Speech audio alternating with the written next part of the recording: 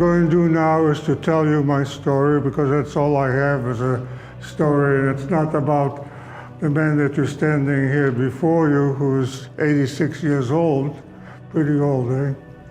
But about a little boy who's only 8 years old when this all begins. His name is Sevek. He lives in a town called Piotrków Trybunalski. It's a town of about 60,000 inhabitants, and about a third of those are Jewish. So the Jewish people kind of live a little bit apart from the Polish people who are Catholic, and the Jewish people have different beliefs, so they have their own community and their own school. I'm a happy kid because I'm the youngest one of 5 children. And what I want to do is to tell you about my family, and I think this is one of the reasons that I do this is because by talking about them and naming them, I'm bringing them for the moment back to life. The oldest one in my family was my sister Franja, who was 20-something years older than I, and she was a wonderful, beautiful young lady. I just loved her to pieces. I thought of her as a second mother.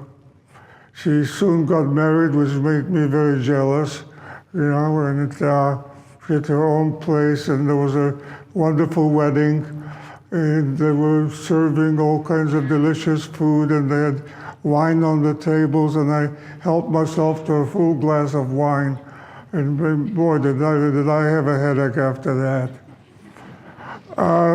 Next in line was my brother Isaac, was our only brother, and he was about 18 years older than I.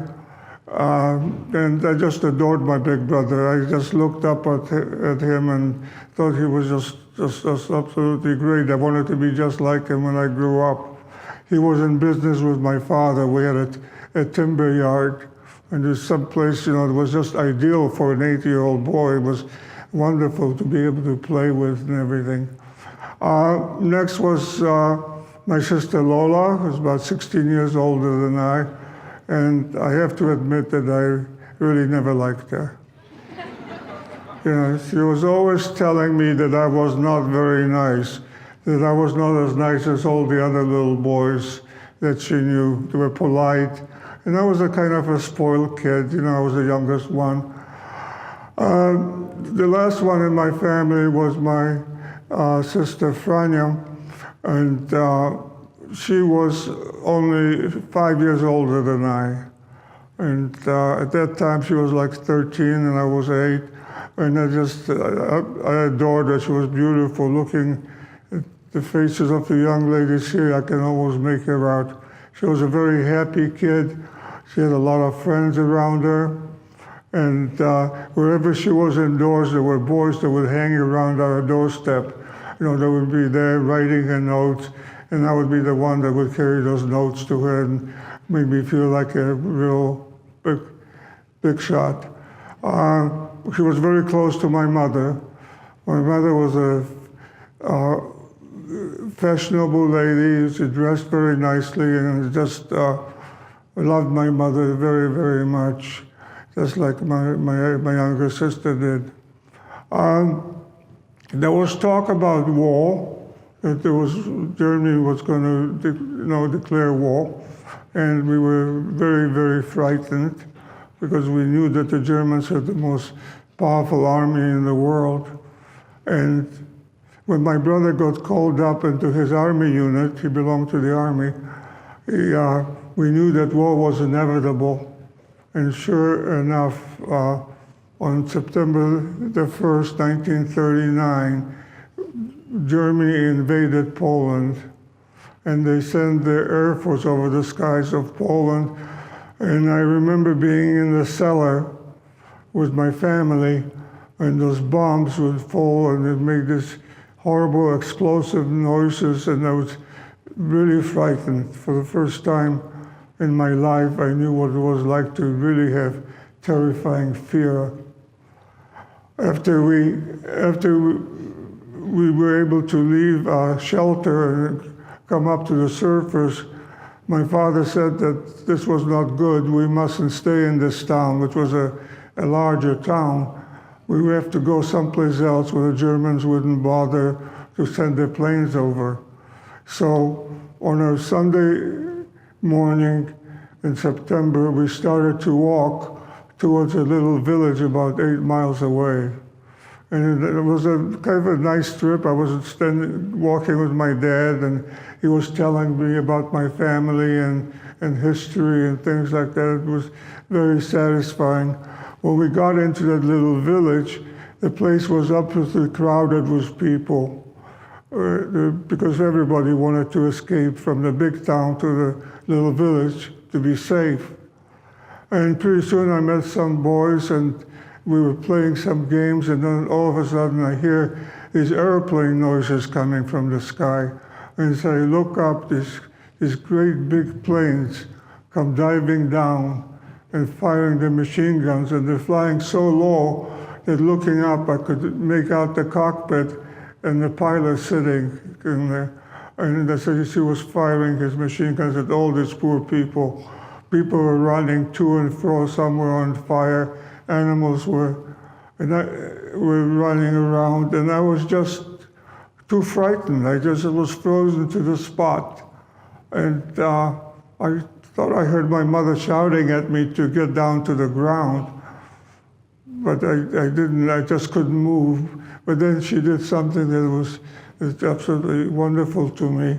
She grabbed me and dropped me down to the ground, and then she covered me completely with her body. And that felt nice and secure to feel my mother's presence like that. But after a few minutes, I could see from the corner of my eyes that my youngest sister, Franja, she was crying hysterically, and my mother stood up and she ran into her direction.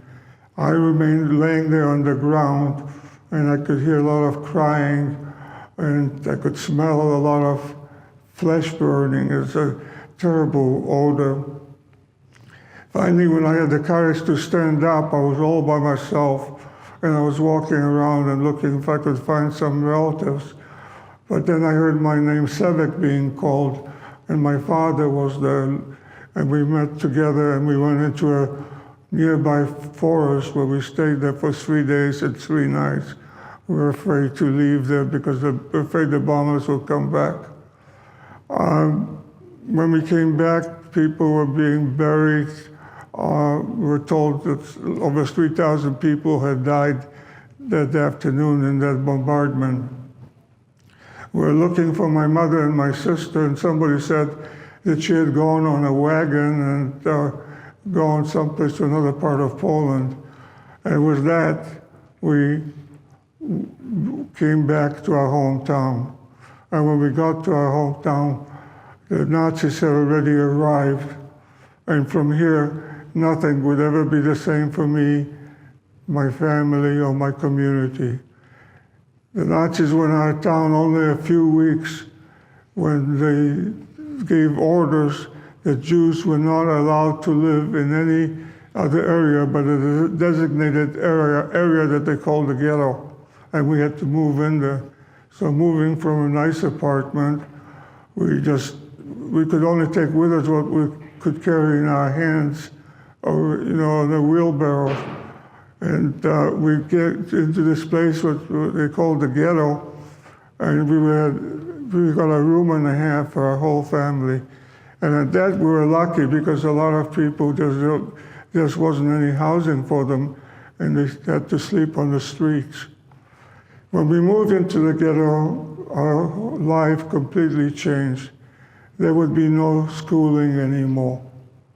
Here I was like finishing 2nd grade, and that would be how much education I had for 6 years.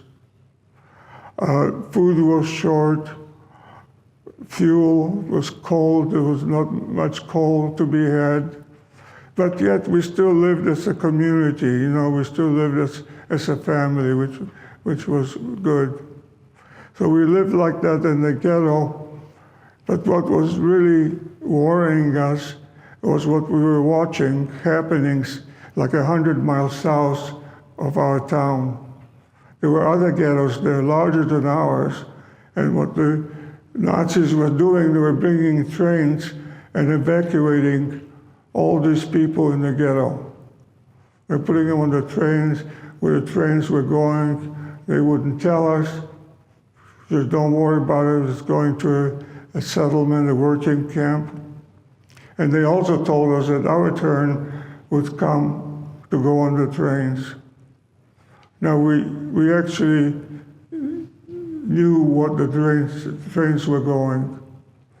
People had escaped, and they came back, and they told us the most horrific stories, that where the trains were going was an extermination camp, where the people were put into huts, gas was introduced, and all the people were being murdered that way. But do you think we believed them? You know, we didn't believe them because we couldn't. What human being can believe that the Germans, who we knew as civilized people, would do such a thing to women, children, no matter who? They would just murder them. So nobody wanted to go on the train. We had a little bit of hope of saving our lives because the Nazi government said that 1,000 of us could stay behind, but only those who had that worked in the factories that produced goods for the German army. So you can imagine everybody wanted one of these work permits, because with that you could save your life. At this time, my brother came back from the war, and he was wounded. He had 3 bullets in his right leg. But because he was a wounded soldier, he was able to go outside the ghetto and look for a Red Cross for help for his wounds. And with that, he met some friends of his from before the war, Polish Catholic friends, who owned a factory. They had owned a woodworking factory.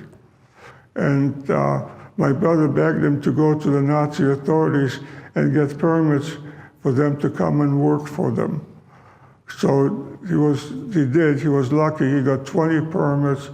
My father got a permit. My brother got a permit. But I did not, because I was not yet 13 years of age. The Germans could kill you in a second, but they had the rules that you had to be 13 years of age. As an hourglass, with the sun coming out, we see that those trains are coming closer and closer to us. And pretty soon, we're there.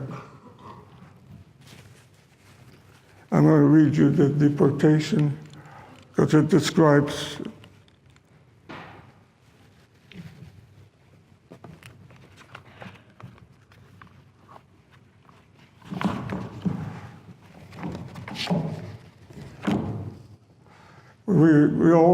the only thing we had on our disposal was prayer.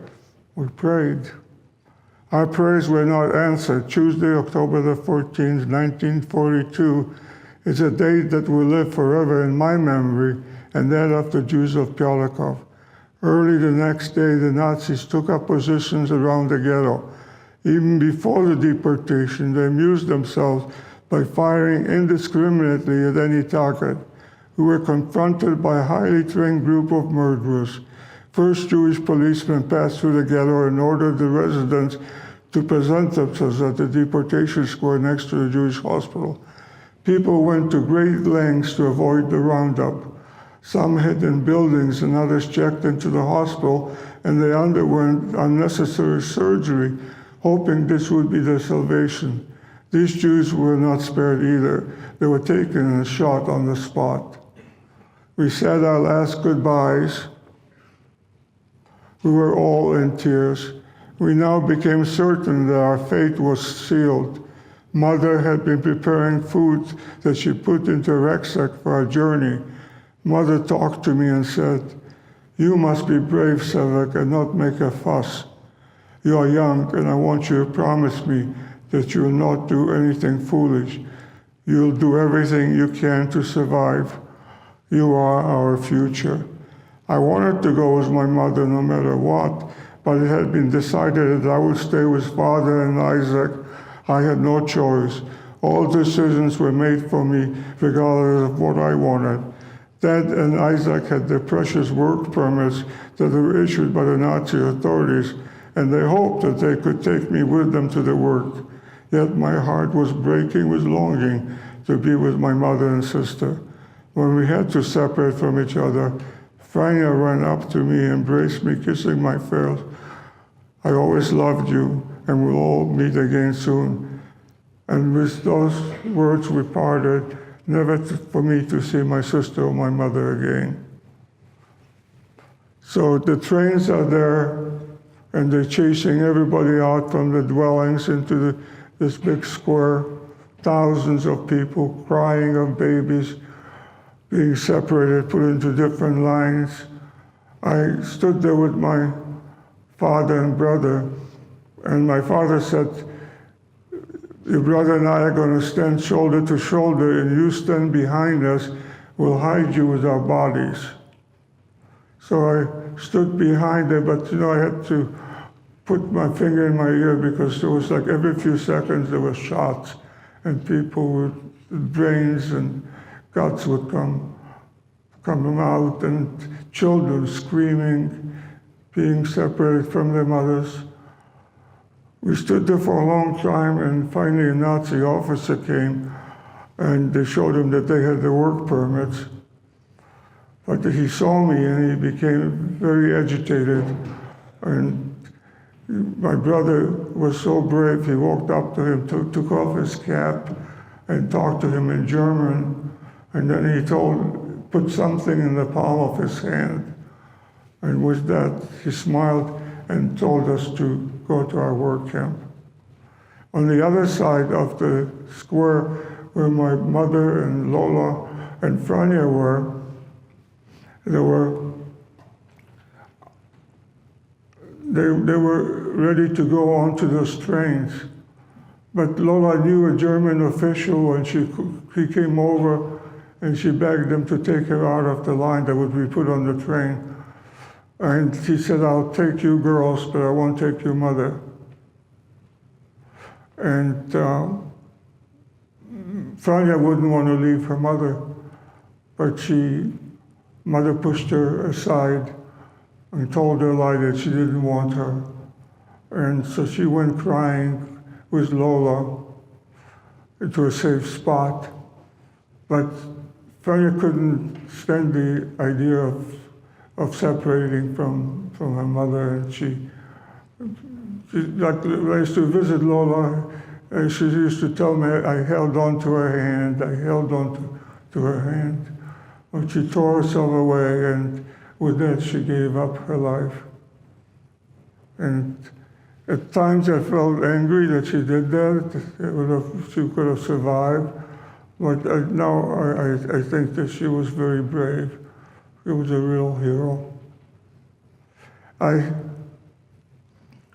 When this was all over, I also had a sister, my older sister, Frania, who I loved so much, who was married.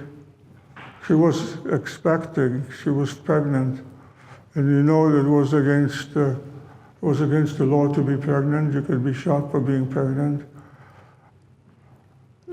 But a wonderful Polish Catholic lady came to the ghetto and helped us smuggle her out of the ghetto and put her into a Polish Catholic hospital. And she gave birth to a little boy. But somebody in the hospital told the Germans that there was a Jew there pretending to be a Pole. And they came in and they took the infant and threw him out the window. And they took my sister to a Jewish cemetery where they shot her. After the deportation, we went to our work camp, and the owner of the factory didn't want to let me in because he said he'd be in trouble. But my dad was able to talk him out of it and let me in. But I had to be hidden all day long. I was in a loft, and it was dark, couldn't see anything. There was kinds of animals running around. I didn't want to stay there told, because in the evening they took me down and I was with the rest of the Jewish workers. So after this was all over, I went back into the ghetto and all my friends were gone. You know, they all were put onto those trains. We went to a slave labor factory where we were slaves. We worked I worked on a woodworking machine. And in this factory, we could get by. We had a little bit of food. It wasn't that terrible. We were smuggling food in from the outside with the drivers.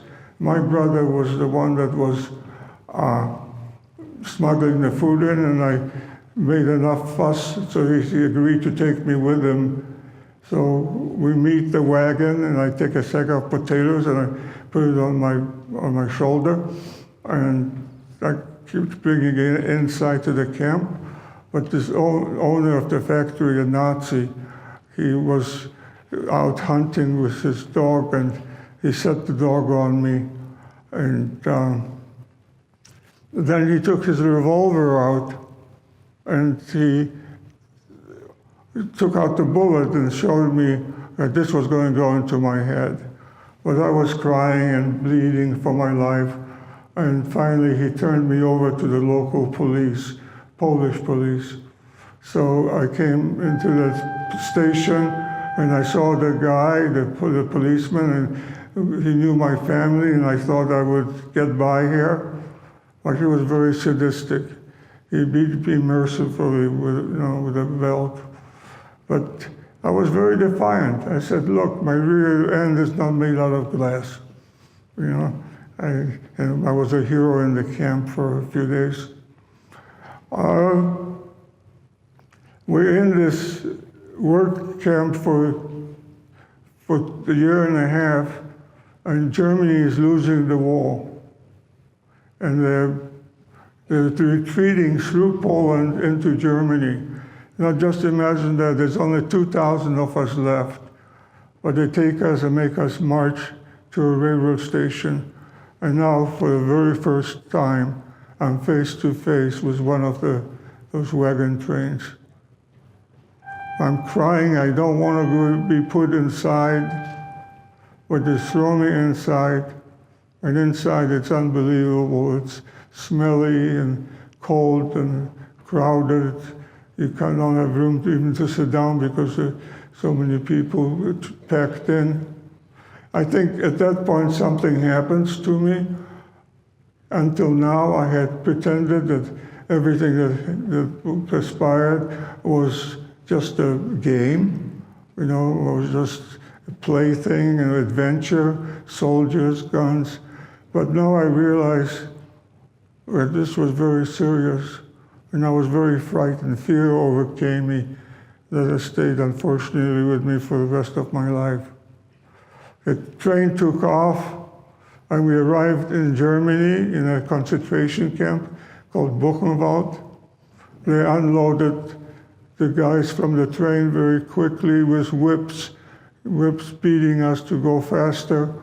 We went into a reception hall where they took all my clothes off. They shaved all the hair off my body, and then they brushed me with a chemical, because I was full of lice. All the prisoners were full of lice. And then they took us into a shower, and the bigger kids started to cry, and I didn't know what was going on, but they were afraid that instead of gas coming from the shower heads, there would be, instead of water coming out there would be gas. But warm water came out, and it was wonderful. Now, I was there with my friend Henry. Henry and I had been together since the very beginning. And they gave us one of those striped pajama uniforms, and a head and a number. I had a number across. From now on, I didn't have a name, I just had a number. If they wanted me to do something, go to work, eat it, whatever, it was always by the number. And The certificates and everything are still in Buchenwald today. The conditions there were, in the beginning at least, were absolutely miserable. We're so crowded. We're sleeping like on boards with no straw or anything, like 5, 6 across. And people above would be sleeping, and there would be liquids coming down, and you never knew what. In the morning there were dead bodies, and we would take the bodies and we would take them outside and stack them like, like lumber. We had to stay on roll call. It's freezing cold, below zero. And we had to stay for hours until they were satisfied, the Nazis were satisfied that everybody was accounted for. And sometimes they amused themselves by keeping us unnecessarily longer in the freezing cold, and people couldn't hold on to bladder. And there was, if they saw yellow marks on the snow, they would beat you, sometimes to death. In Buchenwald, I also met my dad, who was there with me, but we were in separate places. And if I tell you in my book, I wasn't, very happy to see him. I was afraid he would be like a burden to me. And that was a terrible thing for me, whom I loved very much, to do, and I felt very guilty about that. The war is coming to an end. You can hear the American guns not far away. But they want everybody out of the concentration camp of Buchenwald. So Henry and I try to hide like we can. They throw explosive into the barracks. We have to go out, and we go on a march. The doors of Buchenwald open up, and I feel like a bird that's been in a cage, and I'm right outside. The German countryside is beautiful. We walked to the railroad station, and it was only an 8-mile walk, but people were in such terrible condition that they couldn't walk. In front of me was a father and a son, and this father turned to the son and said, "Look, I can't walk anymore." And he says, you have to walk, Dad, I'll help you. And he took him by the hand and he carried him. But after a while, the father tore himself away, and he put up his hands and he prayed in Hebrew, and he fell to the side of the ditch. And there was a guard there with a rifle, and all we heard was just a shot. And they call it the Blood Road in German now, because so many people on this death march died on the road. We came to trains, and this time they're open car trains, the ones that like you carry coal with no roof on them.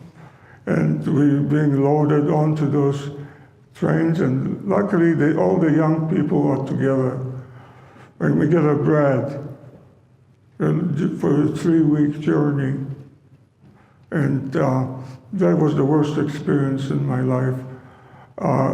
We're starving. You had no place to go. It was dirty, filthy. People ate grass. And I thought that I could eat some grass, so I took some, and it wouldn't stay down. I kept throwing it up. I was determined that I wouldn't die on an empty stomach, that I would have something to eat. We came into a camp, it's called Theresienstadt, and where we came on a very good day, because the Germans had lost the war, and they had fled from the camp, and we were free. And I was so happy to be free, but I got a fever. I was burning up, I had gotten typhus, which is a disease of very high temperature. The temperature goes up so high that you die, or it drops and you're okay. So I was running this real high temperature, and Henry and my friends took me from the train, and they took us to a makeshift hospital, and I was there between life and death.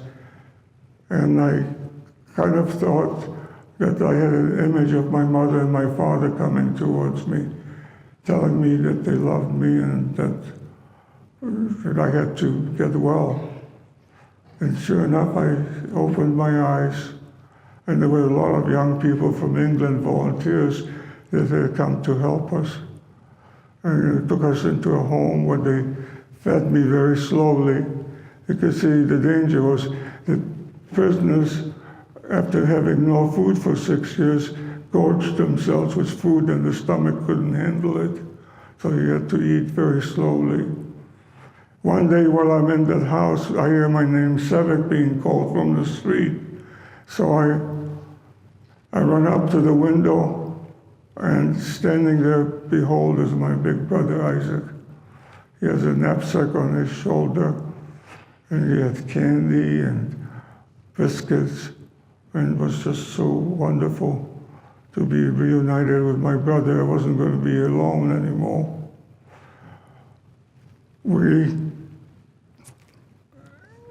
But the happiness, didn't last very long, because when I learned that my mother and father had died, my sisters had died, it was, what was I going to do? I was 13 years of age, and I had a second grade education.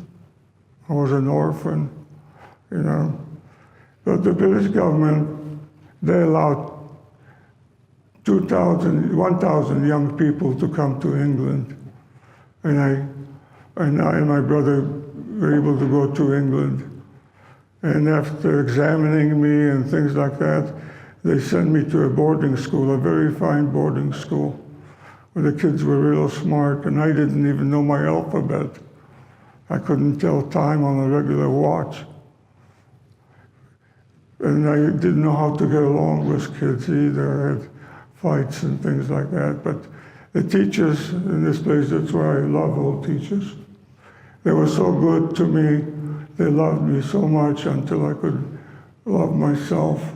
And I began to get better and to learn to read English, which was absolutely thrilling to be able to read books. And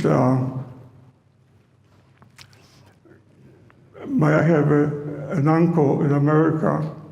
When he learned that I had survived the war, he sent papers for me to come to America. And one of the happiest days in my life was when the American embassy called me in to get my visa. I got my visa to come to America, and I was on the streets of London jumping up and down because I was coming to America. And that's my story. You know the rest, right?